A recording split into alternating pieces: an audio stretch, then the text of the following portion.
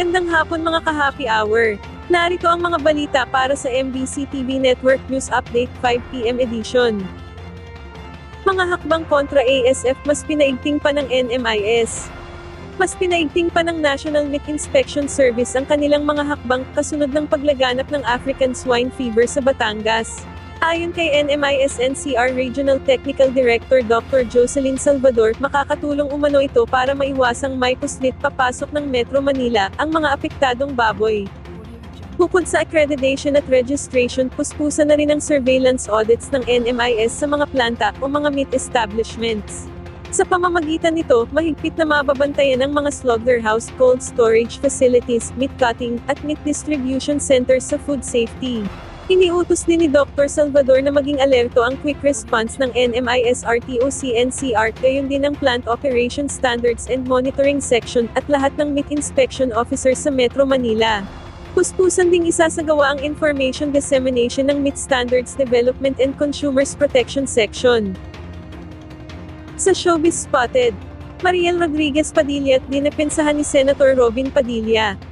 Dinapensahan ni Mariel Rodriguez Padilla ang mister na si Senator Robin Padilla at nainulan ng batikos sa pagdinig ng Senate Committee on Public Information and Mass Media. Sa nasabing pagdinig, nag-viral si Padilla habang tinatalakay ang sexual abuse sa mga mag-asawa. Nagkapalitan sila ng pahayag ni Attorney Lorna Capunan, isang women and children's rights advocate, kung saan ipinaliwanag nito na dapat pairalin ang mutual respect sa mga mag-asawa pagdating sa pagtatalik.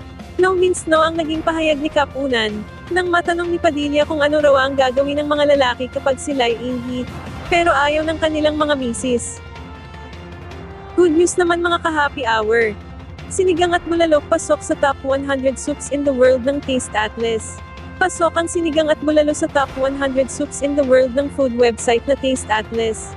Nasungkit ng sinigang o all varieties in general ang ika-17 pwesto, at ng bulalo sa ika-36 na pwesto na parehong nakakuha ng 4.5 stars rating, habang nasa ika-38 na pwesto naman ang sinigang na baboy na may 4.4 stars rating. At yan ang mga balita para sa MBC TV Network News Update 5 PM edition. Samahan ninyo kami bukas mula alas 9 ng umaga, hanggang alas 5 ng hapon.